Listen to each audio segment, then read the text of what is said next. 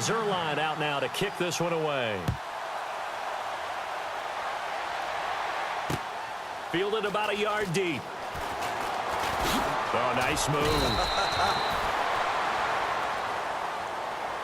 CD, I want to get your thoughts on some potential free agents this offseason before we change the possession here. Now, caution, many of these guys could be re-signed, I know, but who are some of them? Kirk Cousins is one. Yeah, we're talking about difference makers. Kirk Cousins at the quarterback position. He's going to be coveted around the league by quarterback-needy teams. Case Keenum had a big year. Could he move?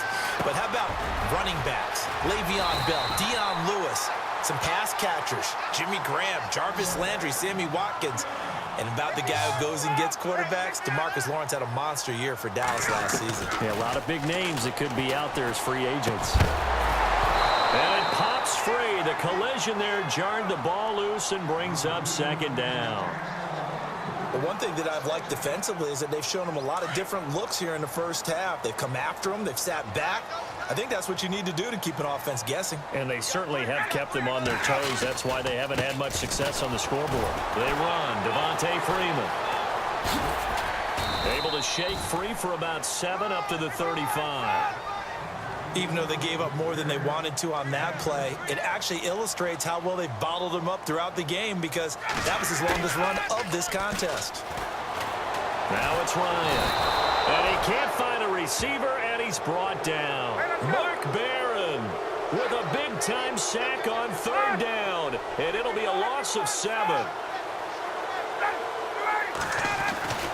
Here we go on fourth down with Ryan.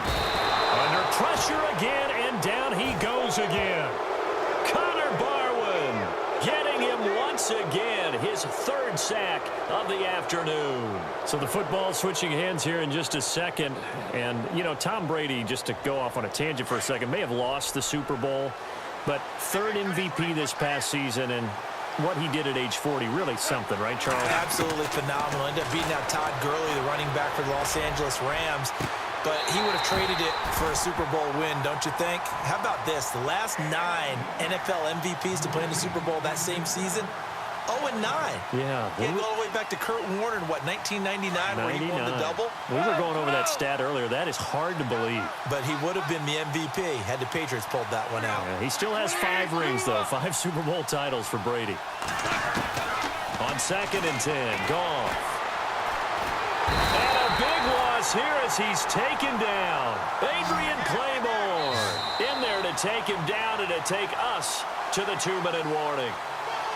2 minutes to play here in the first half. We're back to Atlanta right after this timeout. So Goff, he'll try to refocus after the sack. The Rams now set up with a tough one, a 3rd and long. Now Goff. Throw left side, complete to Cup. And he'll go down here at the 12-yard line.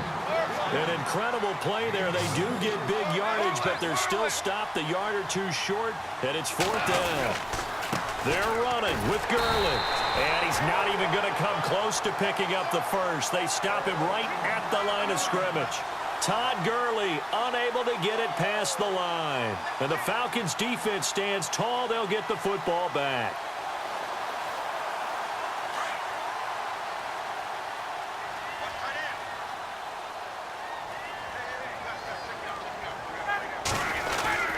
The drive will start with a carry by Devontae Freeman. And he finds enough of an opening to get this one back up to his 20. 7 yards on the pickup there, and it'll leave him with a 2nd and 3. Getting had a ton of success here so far, but you get the feeling that he might be on the verge of popping one. Yeah, even on that one, there was a little bit of a hole, but it closed there quickly at the end. Sanu with a grab over the middle. And now we won't see a play on first down. We're going to get a timeout instead, as he'll get a chance to talk it over after picking up the first down.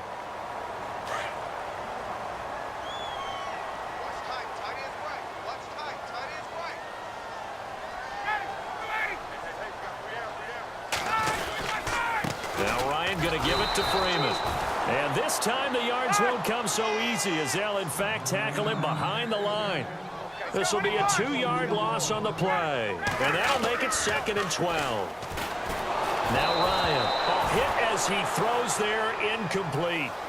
I tell you, Brandon, this defense is playing with some confidence. Haven't allowed a point yet. Flying to the football. I'm telling you, it's almost 11 to the ball on every snap. Another nice job there to force an incompletion.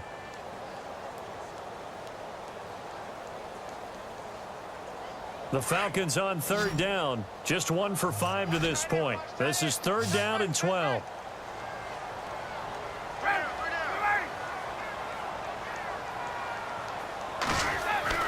From midfield now, here's Ryan. And he can't come up with a pick. Nearly his second of the game. Instead, fourth down. A pretty rocky start in this game for the guy throwing the ball. Already has thrown 1 interception. Almost threw a second one right there. All he's doing right now is giving the defense a whole lot of confidence. Oh, this offense is staying put. They're just 1 for 4 in these situations so far, but they're going again on fourth down. They'll try and throw for it with Ryan. And this is going to be incomplete. Boy, a real head-scratcher there. And this defense will take over right at midfield. And he'll have a tough time living that one down. It's one thing, Charles, to drop a pass. It's quite another to drop it on fourth down. And so many teams work on that in terms of locking in on those key downs. You know, I've seen, you and I both been to practices where we've seen, hey, third down situation, big third down alert, lock in here. Fourth down play, make sure you're focused just a little bit extra. It didn't pay off in that situation. On first down, gone. And his throw's going to be incomplete. Sammy Watkins, the intended target, and that'll bring up second down. When you see passes knocked down by those guys I call the frustrated fullbacks, the linebackers, you know that in their zone coverage, they were able to drop, see the ball thrown, and react to it very quickly. So second and 10 here.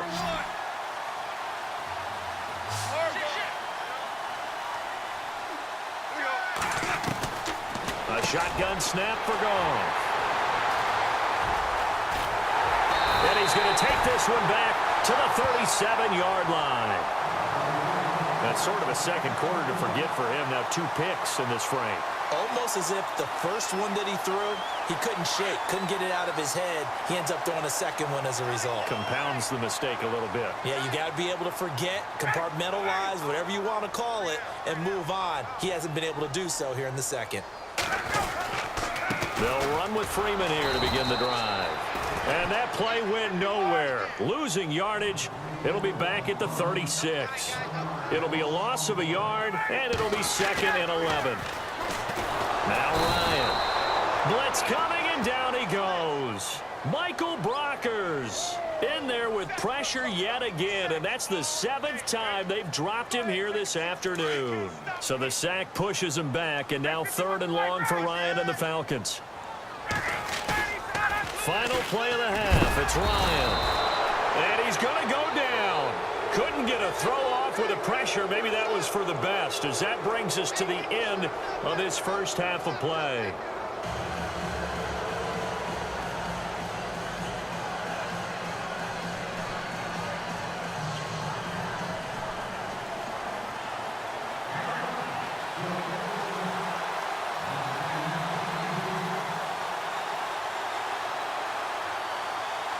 Both teams appear ready for the fight ahead, and we resume action here in quarter number 3.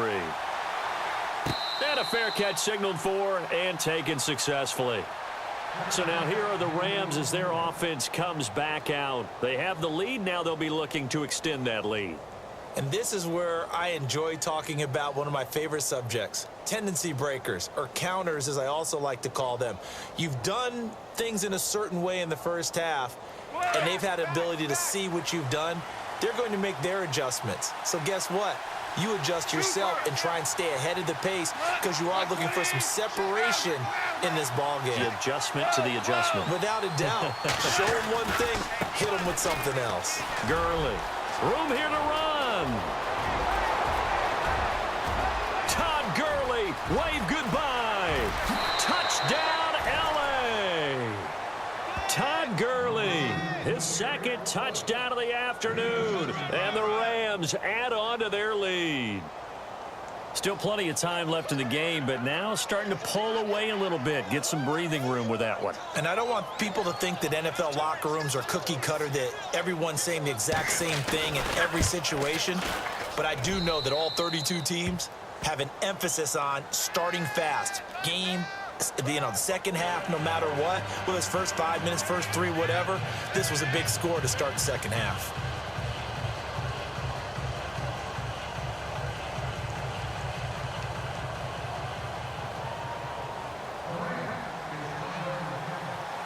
Zerline out now to kick this one away.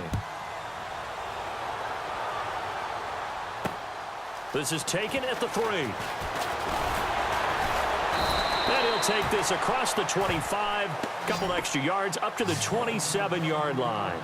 Here comes the Falcons offense. It's their first possession of the second half now. They're down in this game. A chance for the offense, though, to put something on the board, get some momentum here in half 2. Try and get things kick-started for them. And you know at the half, they discussed how they were going to get that done. This is where scripting comes into play a lot of the time. How many plays do you script coming out of the second half? Most of the time in the first half, you're scripting 12 to 16. I think in the second half, you're really scripting more like 8 to 10. Kind of a starter or an opener, whatever terminology they use. Just something to get you off to a quick start.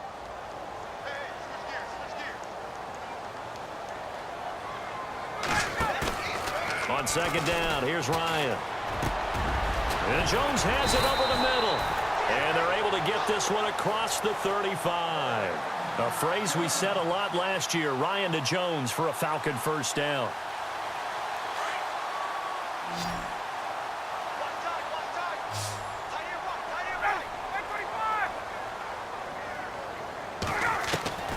On 1st and 10, it's Ryan. Hits his target. It's Taylor Gabriel. And he's taken down, but not before he gets this into enemy territory across the 40. 23 yards on the play. They'll run it now out of the gun. And he'll take this one down to the 36. A gain of 3, second down. Sometimes with the running game, you've just got to stick with it. Look, it's the third quarter, no time to panic. But that also doesn't mean you just do it the same way you've been doing it the entire ball game. Maybe change up some blocking assignments or run a few different plays, but stay with the overall essence of the running game. Ryan to Sanu, good for an Atlanta first down. So on that play, defense was in the zone. They ran a crossing route offensively, but the defense there, you got to be good with communication, don't you? You certainly do, and it's not something that is really evident when you watch it on the screen. But everyone's talking, communicating, pointing, and it keeps you from chasing receivers because you have a specific zone you have to cover. When a receiver's in your zone and he crosses to another one, you got to let your guy know. They got a completion there, but I like the discipline they showed to stay in their proper areas and then make the tackle. Give him a yard on the run there, and that's going to set up a 3rd down and 2. I'd say they've got to find a way to get him going. He's such a big part of their offense. I wonder if they might throw it a little and come back to the run. Anything, because you're right. He's pretty much been completely neutralized. And incomplete. The contact made the ball roam free and brings up 4th down.